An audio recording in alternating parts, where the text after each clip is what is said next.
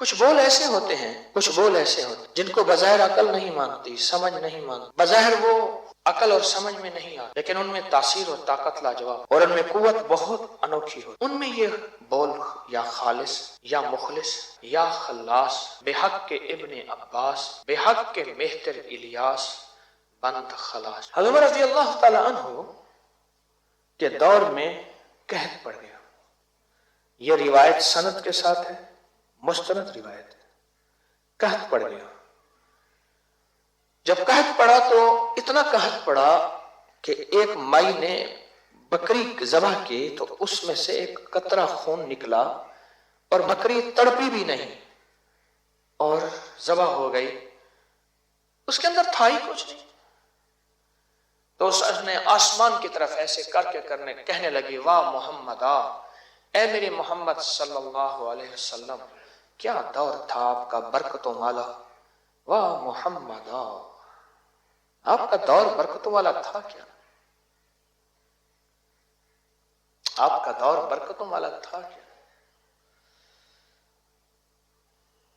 اس قحط میں پھر نماز استسقاء کے لیے جب تشریف لے گئے حضرت رضی اللہ تعالیٰ عنہ، تو حضرت عباس کو ساتھ لیا، اللہ کے حبیب کے چچا حضرت عباس، اور میرے حضور ان کا بہت احترام فرماتے تھے اپنے چچا کا۔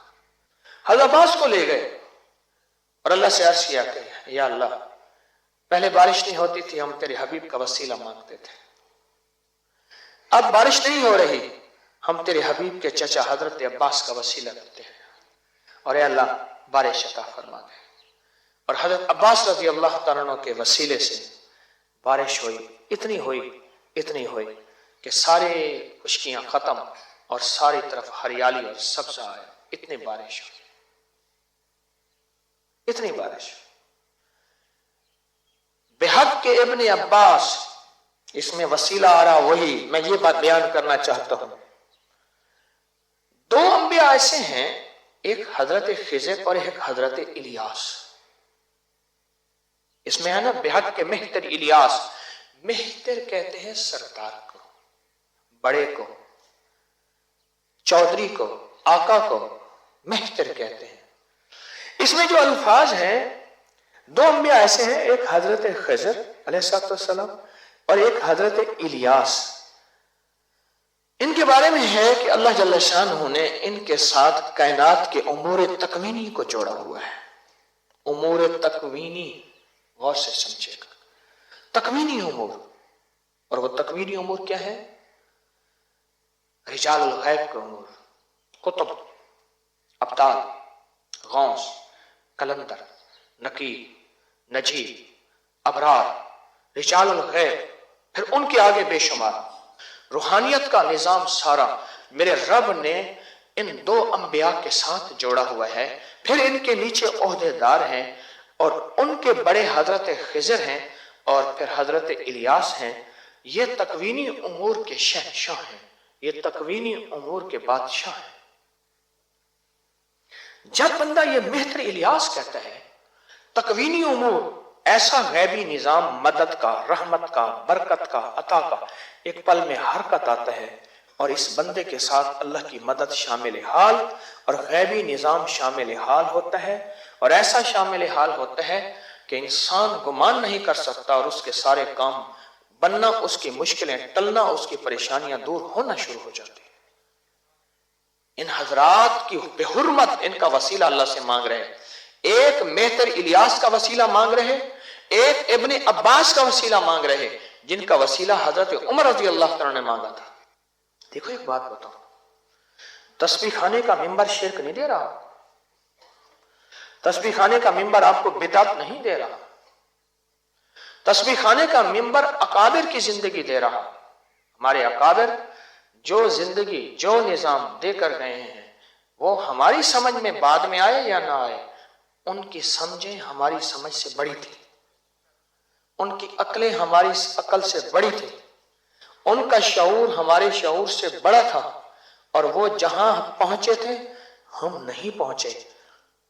سائنس کی کوئی تحقیق ہو، سمجھ آئے نہ آئے، تو سائنس کی اس تحقیق کو تو حرف آخر سمجھیں، اور بغیر تحقیق کے سمجھیں، اور روح کی دنیا کا کوئی عقدہ سمجھ نہ آئے، پھر اپنے ذہن سے اس کو سوچیں یہ کہاں کی کہانی ہے۔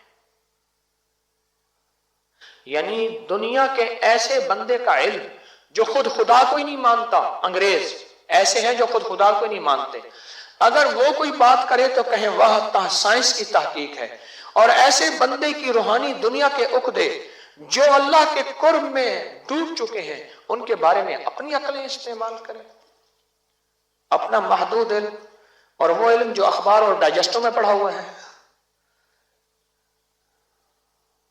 وہ اخبار وہ علم اس علم سے پرکھیں، غلطی نہ کیجیے گا۔